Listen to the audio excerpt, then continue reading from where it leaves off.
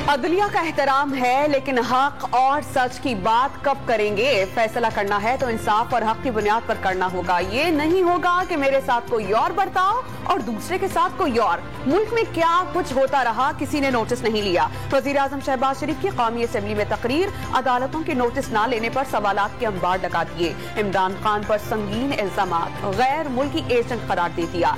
Israel से पैसा मंगवाने का इल्जाम, गैर मुल्की फंडिंग केस का फैसला सुनाने का मुतालबा।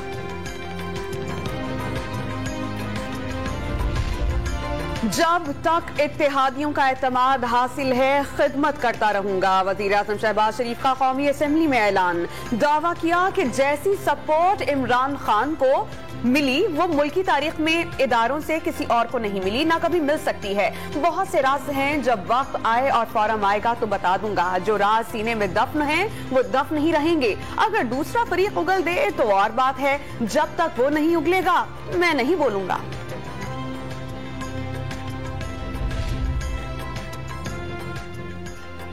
राना सनाउल्लाह ने पंजाब में गवर्नर राज लगाने की धमकी दे दी। सूबे में दाखिला बंद करना गवर्नर राज का जवाब होगा। विफाकी वजीर दाखिला का ऐलान, विफाक वेंटिलेटर पर है, जब चाहें स्विच बंद कर दें। कोर कमेटी फैसला करेगी कि विफाकी हुकूमत कब खत्म करानी है।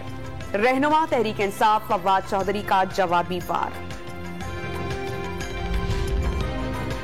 हुकूमत का जस्टिस काजी फाइज ईसा के खिलाफ दूसरी नजरसानी दरख्वास्त वापस लेने का फैसला। फाइज ईसा और उनके खानदान के खिलाफ इक़दाम करने वालों के खिलाफ कार्रवाई का ऐलान। और पंजाब में दोबारा हुकूमत बनने पर पीटीआई का जश्न। खिलाड़ी लाहौर के लिबर्टी चौक पर पिंडाल सजाने को तैयार। 40 फीट तवील बल्ले की रोनुमाई होगी, वीडियो भी जारी।